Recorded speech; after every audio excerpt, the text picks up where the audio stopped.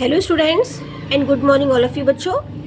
आज के इस वीडियो में हम अपना न्यू चैप्टर कविता स्टार्ट करेंगे। ओके, कविता भूल गया है क्यों इंसान। भूल गया है क्यों इंसान यानी क्वेश्चन मार्क। कभी कुछ होता है ना पाठ की ओर, आप भी कभी अपना सामान रखकर भूल जाते होंगे। उस समय आप क्या करते हैं? कवि के अनुसार इंसान क्या भूल गया होगा, सोचिए और बताइए। भूल गया है क्यों इंसान होता है ना बेटा, कभी हम कोई सामान रखकर भूल जाते हैं या कभी हमें क्या करना है, कौन सा काम है और वह ज़रूरी काम भी हम भूल जाते हैं। तो आज का जो हमारा चैप्टर है वह इसी पर आधारित है। भूल गया है क्यों इंसान। भूल गया है क्यों इंसान, सबकी है मिट्टी की काया, सब पर नभ की निर्मल छाया, यहाँ नहीं कोई आया है ले विशेष वरदान। भूल गया है क्यों इंसान। अब इन पंक्तियों में यानी इन लाइनों में कवि क्या कह रहा है?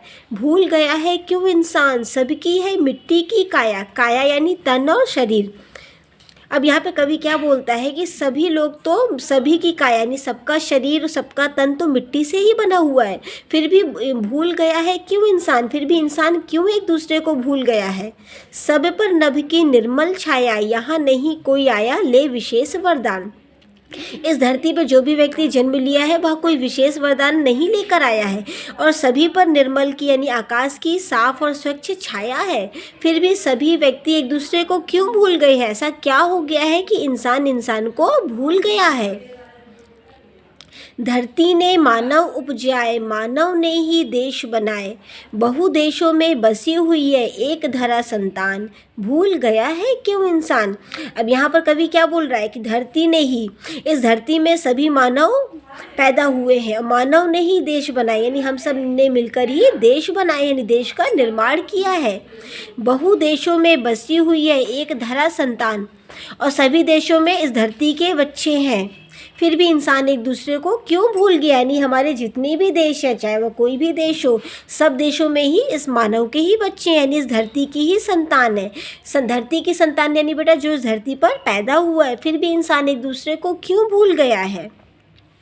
देश अलग है देश अलग हो, देश अलग है देश अलग हो, मानव को मानव से लेकिन जोड़े अंतर प्राण, भूल गया है क्यों इंसान।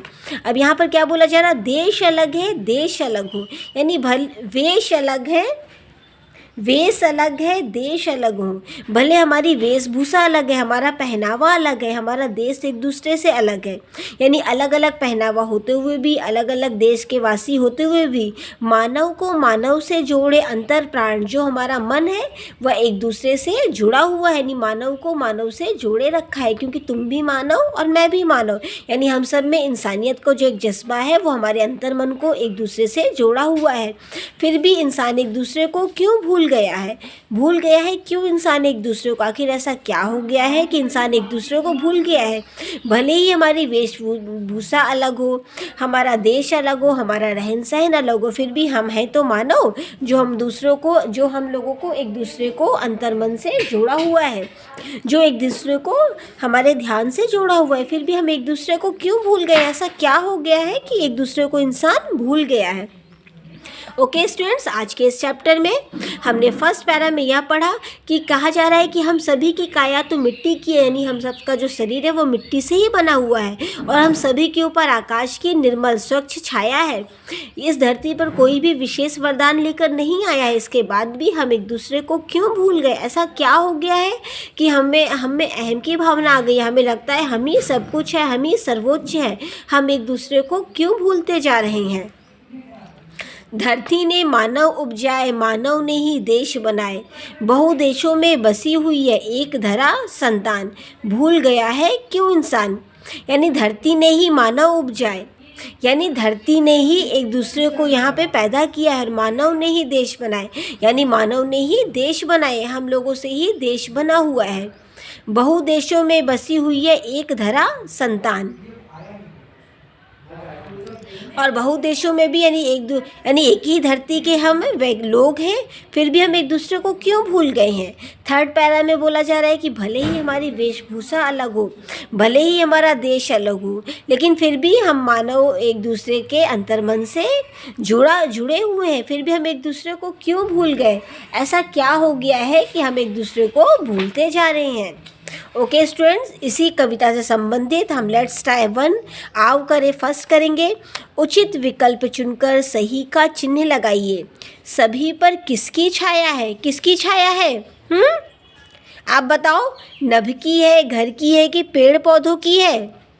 सभी पर नभ की छाया है। किस पर टिक करेंगे? नभ पर। मानव ने क्या बनाया है?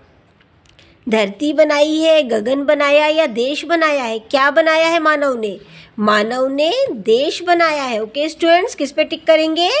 देश पर टिक करेंगे बेटा। मानव को मानव से कौन जोड़ता है? क्या आएगा? मानव को मानव से हमारे अंतर प्राण जोड़ता है। तो किस पर टिक करेंगे? अंतर प्राण पर। पेज नंबर 42 ओपन कीजिए बेटा। आव करे टू दी गई पंक्तियों को पूरा कीजिए। सबकी है मिट्टी की काया। इसके बाद इस लाइन को आप सेल्फ करोगे बेटा, ये आपका होमवर्क है। धरती ने मानव उपजाए, इसके बाद भी कौन सी सेकंड लाइन आएगी वो आप लिखोगे। देश अलग है, देश अलग हो, यानी यहाँ पर भी जो लाइन आएगी उस लाइन को लिखकर आप इस पोइट्री की पंक्तियाँ, कविता पूरी करोगे। अब क्वेश्चन नंबर 3 लेट्स ट्राई 3। दिए गए प्रश्नों के उत्तर कॉपी में लिखिए। सबकी काया किससे बनी है? तो सबकी काया मिट्टी से बनी है। कविता में विशेष वरदान का क्या अर्थ है? तो कविता में विशेष वरदान का यह अर्थ है कि इस दुनिया में कोई भी विशेष वरदान लेकर नहीं है, यानी किसी को भी ईश्वर ने एक विशेष वरदान नहीं दिया, तो हम एक दूसरे को क्यों भूल गए हैं। थर्ड क्वेश्चन, कविता के अनुसार मानव किसने उपजाए हैं? तो कविता के अनुसार मानव इस धरती ने उपजाए हैं।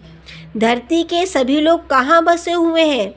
तो धरती के सभी लोग देश के अलग अलग कोनों में बसे हुए हैं। ओके स्टूडेंट्स बेटा, हमने आज की कविता भूल गया है क्यों इंसान, इस कविता को पढ़ा, इसको एक्सप्लेन किया और इस पोइट्री को समझा बेटा।